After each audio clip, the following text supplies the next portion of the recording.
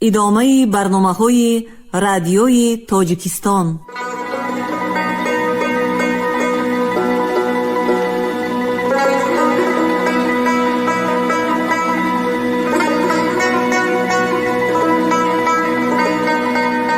السلام علیکم شنونده های گرامی، با توجه شما گفتاری ادبی از سلسله خوانش بدیعی اثری نویسنده بزرگ تاجیک صدرالدین عینی، یادداشت‌ها در قرائت عبدالرشید خوجامقلوف. قسم 3 گفتار 73. این خانه ز خشتی کهنه انداختم، در وی جشن ز رفتگان ساختم، تا اهل زمان ما بدانند که من یک عمر جوانی به چی ره باختم. مؤلف.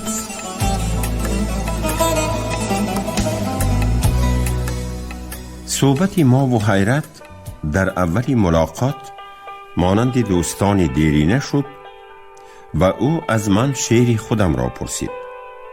من هم ابا نکرده به او یک شعر خود را که همان سال به مناسبت سیر گل سرخ و به سبب نرفته ماندنم به آن سیر با تخلص عینی نوشته بودم نشان دادم. این همان شعر بود که در وقت ایجاد کردنم به شریف جان مخدوم نشان داده بودم و او وی را به تصحیح تحسین نمود. حتی درباره از آن خود من بودنی آن شعر شبهه کرده بود. حیرت آن شعر را بعد از خوانده شنواندن من به دست خود گرفته دوباره با ملاحظه های دور و دراز خاموشانه مطالعه کرده، بعد به من با آوازی بلند خوانده کمبودی هایش را نشان داده دوباره کار کرده برآمدنم را مصلحت داد. من آن شعر را همان وقت با راهبری حیرت درست کرده بودم و در اینجا برای یادآوری آن دوست مهربانم نقل کردن را مناسب دیدم.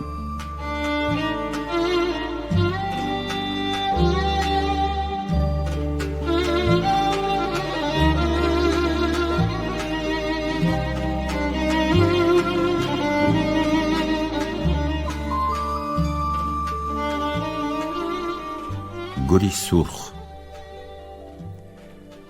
راز دل می گفتم ار یک مرهمی می داشتم، شکوه ها می کردم از غم همدمی می داشتم، در شب هجران نمی شد زخم دل ریشی روان، گر ز وصلی یک پری رو مرهمی می داشتم، مهنتی گیتی به تلخی کی ربودی جانی من، بوسه گر از لبی عیسی دمی می داشتم، از تماشای گلی سرخ از چی می ماندم جدا، گر به کف چون اهل عالم درهمی می داشتم، این قدر در اضطراب افتادم از فکر خود، می شد آرامم اگر از خود رمی می داشتم، چون ترازو کی شدی سرگشتگی با من نصیب، عینی ار فکری نه از بیش و کمی می داشتم.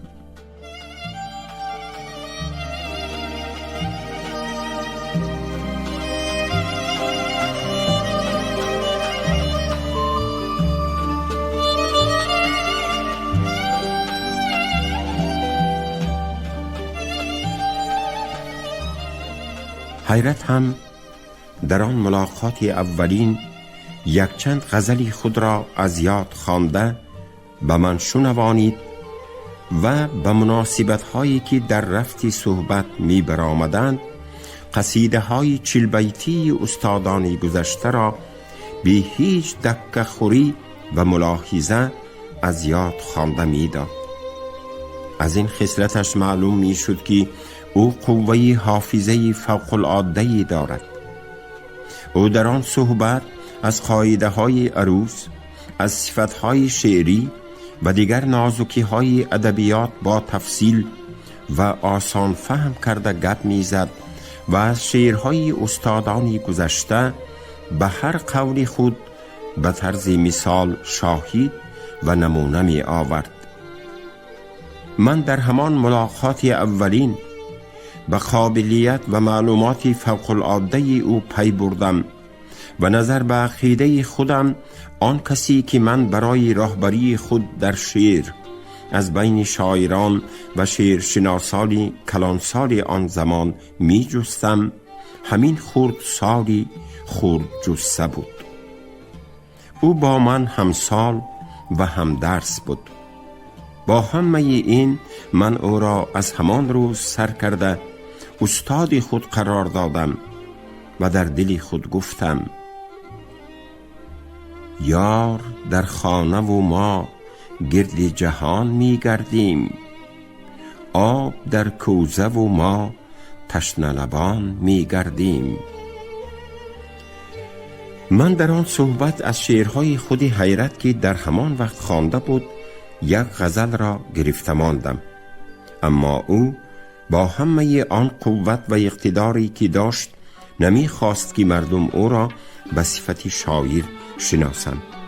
بنابراین از من التماس کرد که آن شعرش را به کسی، خصوصاً به شاعران نشان ندهم و شاعر بودن او را به کسی نفهمانم. لیکن من نخواستم آن گوهر نایاب در قعر بحر عمیق گمنامی پنهان ماند. خواستم که گروهی پیشروی ادبیات دوستان آن زمان که هر کدام خود را بی مثل و مانندی جهان می شمردند از این یکتای زمان و نادری دوران خبردار گردند و به او بهای سزاواری دهند. بنابراین آن غزلی را که از او نگاه داشته بودم برخلاف توصیه او به شریف جان مخدوم نشان دادم. آن غزل این بود: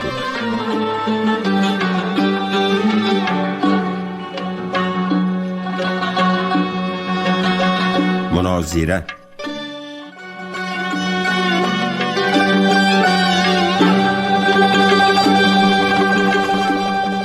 ای سرو بی ابا به چمن سر کشیده‌ای، مانا که سرو قامتی او را ندیده‌ای.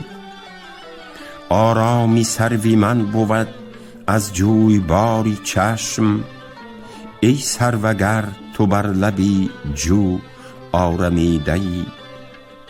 او سروی دلبر است و روان است و در خرام، تو سروی بیبری و به کنج خزیده‌ای. او ریشه در دل است و ز دل آب می خورد، تو ریشه در گل استی و از گل دمیده‌ای. او ناز پرور است و بود شاخ شاخ لطف، تو باغ پرور از دو سه شاخی بریده‌ای. حیرت زیاده معتقیدی سرو نازی او گشتی، مگر مناظره ما شنیده‌ای.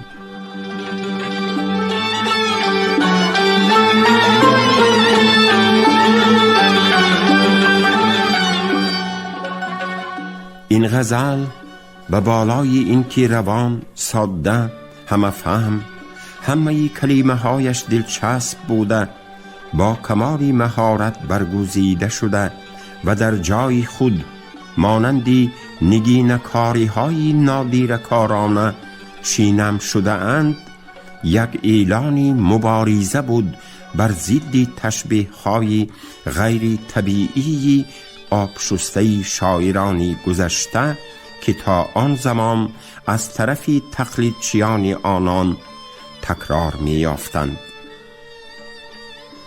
معلوم است که شاعران هر جا که قامتی یار آید، البته به سرو، شمشاد و توبی افسانوی، حتی به عرعر که یک درختی قد بلندی بسیار بدنماست مانند می کردند.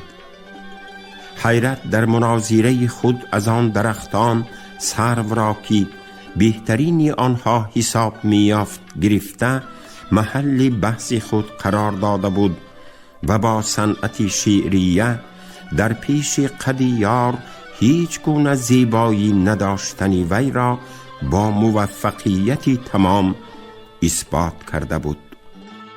شریف جان مخدوم هم به خوبی های آن شعر پی بود، ولیکن درباره از طبع یک جوان خردسال سرزدن آن گونه شعری لطیف شبهه خود را پوشیده نداشت. من گمان نمی کنم که یک جوان خردسال زمان ما این گونه شعری بلند گفته تواند گفت. با همه این به من تعیین کرد که او را به خانه وی برم تا که یک امتحان کرده بیند و تأکید کرد که شبهه‌ای درباره شعری او کرده‌اش را به خود شاعری جوان نفهمانم. میرزا عبدالواحد که در آن صحبت بود قطعیاً انکار کرد که این شعر از آن یک جوانی از خودش 1 سال خردتر باشد و گفت: به هیچ امتحان باوری دارم که این شعر از آن جوان ناشناس نیست، بلکه وی این را از شعرهای یگان شاعر نامعلومی گذشته دزدیده به نام خود بسته است. من در آن وقت فهمیدم که حیرت چرا شاعری و شعر خود را از آدمان، خصوصاً از شاعران و شعرشناسان آن زمان پنهان می داشته است. هرچی باشد هم به حیرت فهماندم که شعری او را به شریف جان مخدوم نشان دادم و به حولی او کی رفتنی بودنش را پرسیدم. حیرت از این کاری من نرنجید، بلکه اظهار خوشنودی کرد. با شریف جان مخدوم که فاضلی مشهور زمان ما بوده، حولی او مکتب ادبیات همین دوره است، علاقه بستن و شناس شدن بد نیست گفت. من با وی شناس بودنی شما را نمی دانستم، وگرنه خودم تکلیف می کردم که با آن کس مرا شناس کنید. حیرت درباره کی رفتن اختیار را به من ماند. من او را در یکی از روزهای تعطیل همان هفته به خانه شریف جان مخدوم بردم. در وقتی که ما به خانه شریف جان مخدوم در آمدیم، در آنجا از شاعران لطفی و عبدالله خواجه تحسین حضور داشتند و میرزا عبدالواحد در چای کشی خدمت می کرد. شریف جان مخدوم با اشارت از من حیرت بودنی همراهی مرا فهمیده گرفت و به هم صحبتانش شناساند، اما با دیدن قیافه خردترک نظرناگیر حیرت، ناباوری او در حق وی باز هم زیادتر شد. با وجود این شعری در بالا نوشته شده را به وی نسبت داده به هم صحبتان خود خوانده شنوانید. من مشاهده کردم که با شنیدن آن شعر در چهره همه‌شان آثاری ناباوری پیدا شد. صحبت دراز کشید، اما حیرت چیزی نگفت و فقط می شنید. ذاتاً او کمگپ بود، خصوصاً در اینجا که خانه یکی از کلانزادگان شهر و صحبت شاعران مشهور بود، به گپ همراه شدن را مناسب ندید. در آخری صحبت که ما برای رفتن رخصت پرسیدیم، شریف جان مخدوم یک غزلی 9 بیتی به تقلید بیدل نوشته شده را که به پدرش منسوب بود به حیرت داده، مخمس کرده دادن آن غزل را فرمود. ما برای رفتن به کوچه برآمدیم. این آزمایش است، گفت حیرت. و در روزی دوم آن غزل را مخمس کرده آورده به من سپرد که به شریف جان مخدوم رسانم. شریف جان مخدوم بعد از دیدن آن مخمس به قوه شعری حیرت قائل شد و او را یکی از نادران دوران شمرد. من در اینجا 3 بند آن مخمس را به طرز نمونه نشان دادن را مناسب دیدم. رفیقی وحشتم، از دانش و الفت به فرسنگم، خرد دست و گریبانم، به نام و ننگ در جنگم. مپرسی دوست از تحقیق حالی حیرت آهنگم، به تقلید جنون زان دشمنی ناموس و فرهنگم. که شاید آن پری رو از سری شوخی زند سنگم. بیا ای جان که جان بر لب رسید از بحر تشریفت، سراپا گشتم شوق و امید از بحر تشریفت. به چشم خونفشان بردم نوید از بحر تشریفت، مصفا منظری کردم سفید از بحر تشریفت. بیا بنشین به چشمم گر ملولی از دلی تنگم. دویدم هر طرف چون باد در کوی هوس عمری، شدم نالان رهی بی حاصلی پیموده بس عمری. مبادا هرزه گردی یأس چون من هیچ کس عمری، زی بس بی مطلبی زین گونه افغان چون جرس عمری. نشد روشن چی می گویم ندانم در چی آهنگم.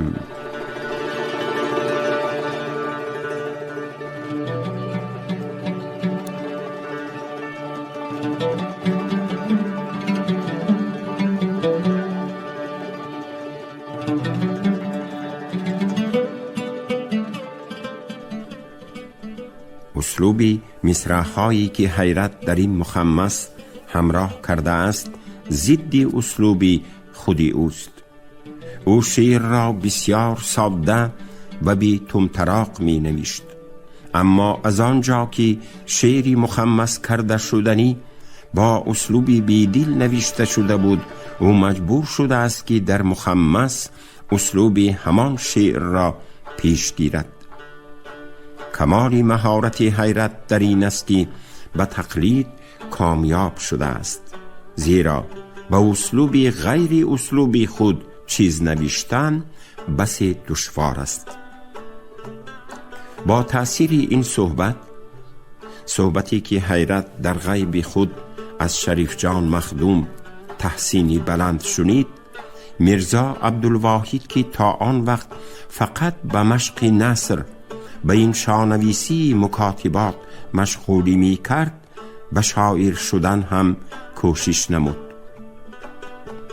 او شعرها نوشت و به خود کلمه منظم را تخلص قرار داد، اما از آنجا که او 1 درجه به خود مغرور بود و در کارهای ادبی با کسی مشورت نمی کرد، در قبول تخلص هم با یگان کسی عربیدان مشورت نکرده است و از بس که خودش در عربی کم قوت بود خطای این کلمه را پی نبرده است. وگرنه در عربی منظم به معنای ناظم و نظم نویس نمی آید. حتی این شکل به صفت شاخه های نظم و انتظام در عربی نآمده است. با وجود این او این کلمه را به معنای نظم کننده قبول کرده است. ثانیها این خطای خود را فهمیده باشد هم به سبب شهرت یافتن آن تخلص تغییر دادنش ممکن نشد. به همین طریقه حیرت با من و دوستان من دوست شده به واسطه ما با همه ارباب ادبیات آن زمان شناسایی و علاقه پیدا کرد. با عبدالخلیل مخدوم، میرزا عبدالواحد و حامد خواجه دوست نزدیک گردید و همه آنها او را حرمت می کردگی شدند. حیرت همیشه با من به خانه شریف جان مخدوم می رفت و مشاعره شاعرانی در آنجا غنچه‌ونده را تماشا می کرد، اما خودش به آن مشاعره ها اشتراک نمی نمود. جای استقامت حیرت پیشتر در مدرسه محمد علی حاجی بود که و در نزدیکی قوش مدرسه واقع شده است. آنجا از مرکز شهر دور بوده، رفت و آمد حیرت از آنجا به مرکز شهر چارسو که در عین زمان مرکز ارباب ادبیات هم بود دوری کرد. بنابراین او در تابستان همان سال در مدرسه سوزنگران که در مرکز شهر واقع شده است کوچیده آمد.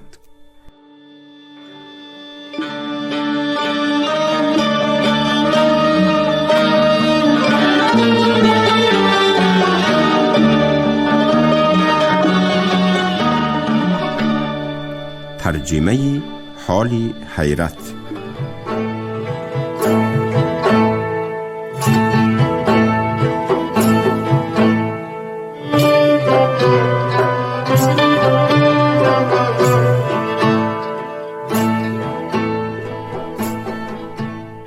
نام حیرت محمد صدیق بودند. او در گذری عروسانی بخارا که در زبان عامه به نام گذری عروسان مشهور شده است، در عائله مؤذن آن گذر در سال 1878 تولد یافته است. او با دادرش که از خودش 2 سال خورد بود، در 8 سالگی از پدر و در 12 سالگیش از مادر یتیم مانده است.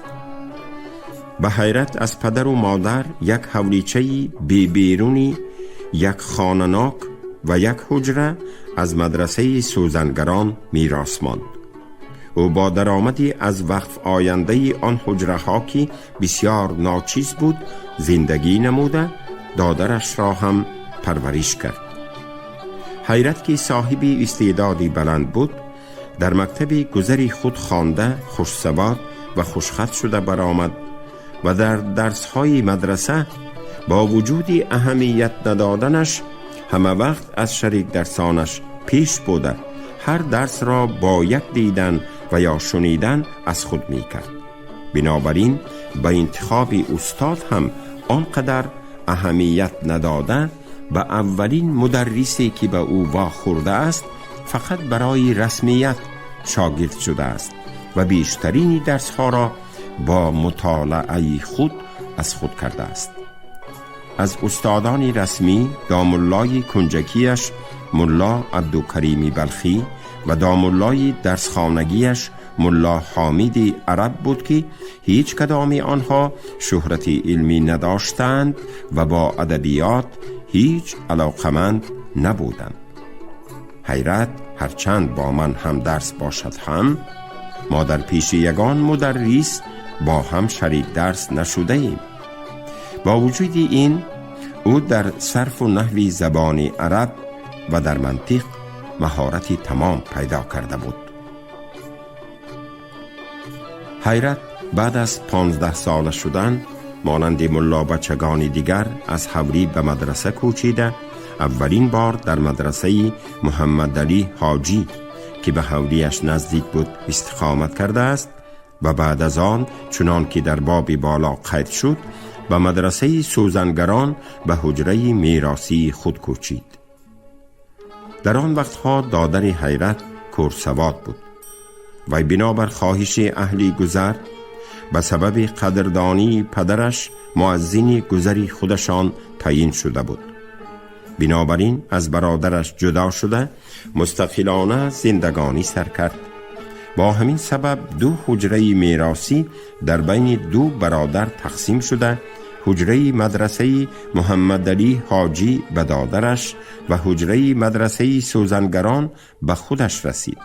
حولی در میانه هر دویشان مشترک ماند و دادرش به سبب درگذر مؤذن شدنش از مدرسه به گذر به حولی کوچید.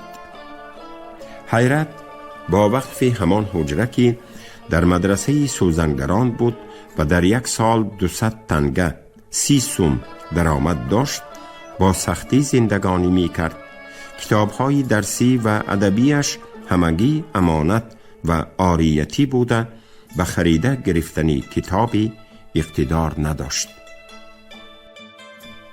حیرت در وقتی مکتب خانیش به شعرگویی سر کرده، چنان که در بابی بالا قید شد، در مدتی 2-3 سال مهارت ادبی پیدا کرد. او در خردسالیش از حاجی حامد جان نام همگذرش که مردی دارا کتاب باز بود و در خانه او هر گونه کتاب‌های دستخط و چاپی آید به علم و ادبیات یافت می شدند، به عاریت کتاب گرفته مطالعه می کرد و هر کتاب را که از مطالعه گذراند و صاحبش برده داده دیگرش را می آورد. از بس که او قوه حافظه بلند داشت، با یک مطالعه مضمونی مندرجات آن کتاب در یادش می ماند و شعرهای دلچسب هرچند دراز باشند هم عیناً به خاطرش نقش بسته می ماندند. در رفت و آمد با دوستان سیر کتاب هم او در رو یک کتابی از آن پیش ندیده‌اش را یافته گرفته در گوشه نشسته به مطالعه مشغول می شد و در پایان مطالعه اگر اهل صحبت پرسند مضمون مندرجات آن کتاب را گفته شعرهایش را از یاد خوانده می داد. او در پیش یک دوست خودش که زبان روسی را می دانست چند روزی مشغولی کرده. این زبان را به قدری افاده مرام و خطی روسی را به قدری ادریس نویسی آموخته بود. در سالهای 1898 تنگی مادی به او تأثیری بد کرد و لاغری بدنش باز هم زیادتر شد. بنابراین به اشوربیک نام دلالی پوست قراکوری میرزا کاتب شد که هر تابستان در موسم پوست قراکوری از ماه مارت تا ماه‌های اوگوست به او خدمت می کرد و بازار پوست همراهی او می رفت. هر خرید و فروش پوست را که با دلالی اشوربیک به عمل می آمد روی خط می کرد و شبها در خانه او نشسته دفتری او را می نوشت. خوجین در بدل این خدمت به او هر ماه 20 تنگه 30 سوم مزد خدمت می داد. این مزد خدمت که 5 ماه تابستان 15 سوم می شد احوال مادی حیرت را بهتر نکرد و او روز تا روز لاغرتر می شد. در سال 1900 آثار بیماری سیل در وی ظاهر شده و کوتاه سرفه کردن گرفتار گشت.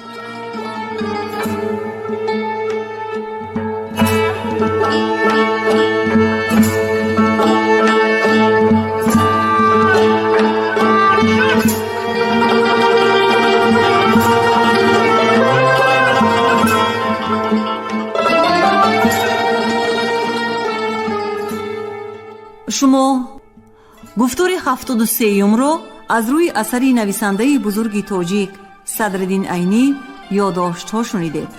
راوی عبدالرشید خوجامقولov، کارگردان شیرعلی نغزلی. پایان گفتار ادبی از سلسله خوانش بدیعی.